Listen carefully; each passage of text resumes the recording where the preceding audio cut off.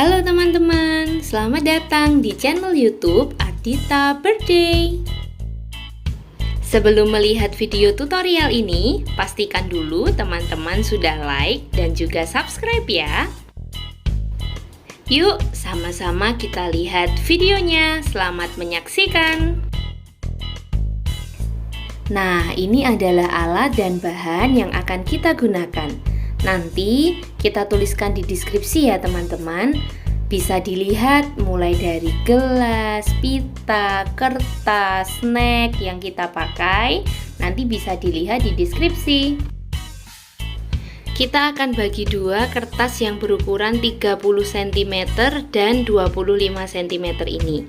Untuk yang 30 cm kita akan bagi menjadi 20 cm dan 10 cm.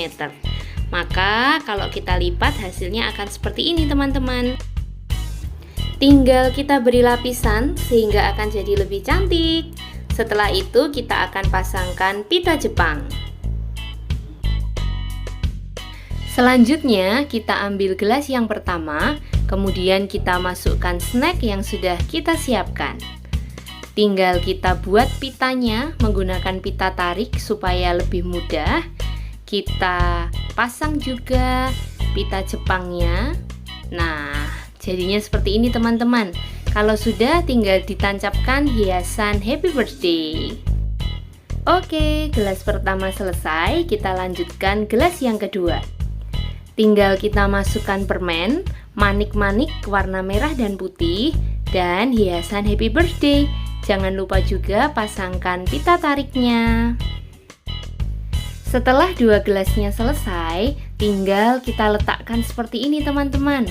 Bagaimana? Mudah kan proses pembuatannya? Terima kasih teman-teman sudah menyaksikan tutorial seputar bingkisan ulang tahun dari channel YouTube Ardita Birthday. Jangan lupa terus saksikan tutorial-tutorial berikutnya. Jangan lupa juga like, komen, dan subscribe. Terima kasih.